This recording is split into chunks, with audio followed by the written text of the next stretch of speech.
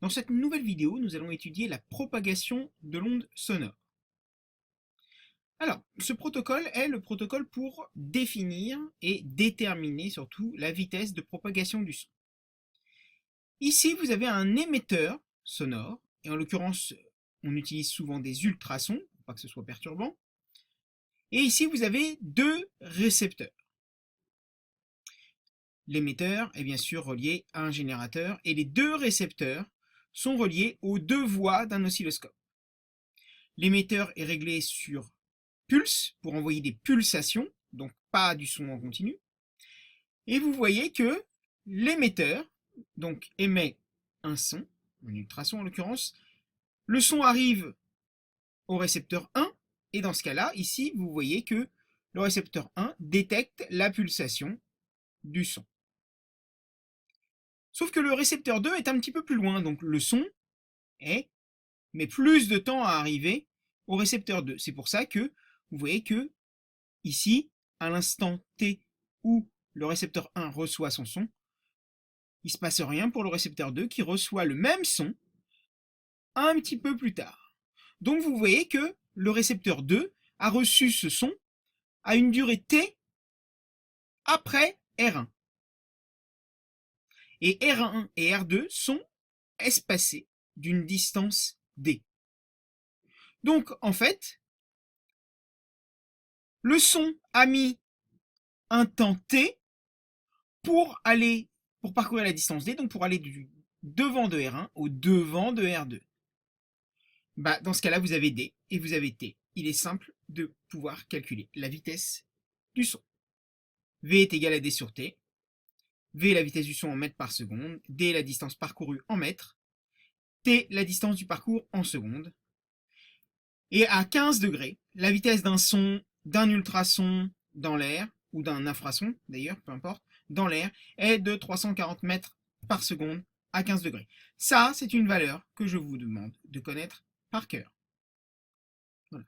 Peu importe la distance entre l'émetteur et le premier récepteur, puisque ce qui nous intéresse, c'est cette distance D entre les deux récepteurs, puisque ce sont eux qui sont reliés à l'oscilloscope.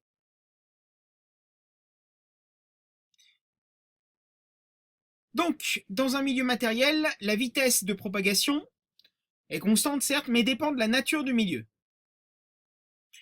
Et elle peut varier aussi en fonction de la température. Vous voyez que, donc on a dit 340 mètres par seconde pour les sons à 15 degrés. À 0, elle est de 331, à 25, 346. Moi, la seule que je vous demande de connaître, c'est 340. La vitesse du son dans l'eau de mer, et en général dans l'eau, plus particulièrement, est de 1500 mètres par seconde. Dans l'acier, elle est de 5000 mètres par seconde.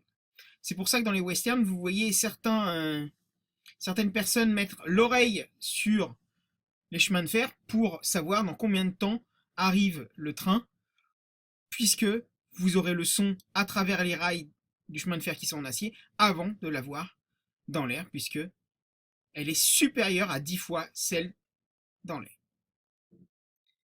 Le mur du son. Le mur du son, c'est la vitesse du son, c'est-à-dire c'est un véhicule, en l'occurrence les avions supersoniques, qui franchissent ce que l'on appelle le mur du son, c'est-à-dire qui vont dépasser la vitesse du son. Là, vous voyez qu'un avion génère un son, mais le son va dans toutes les directions.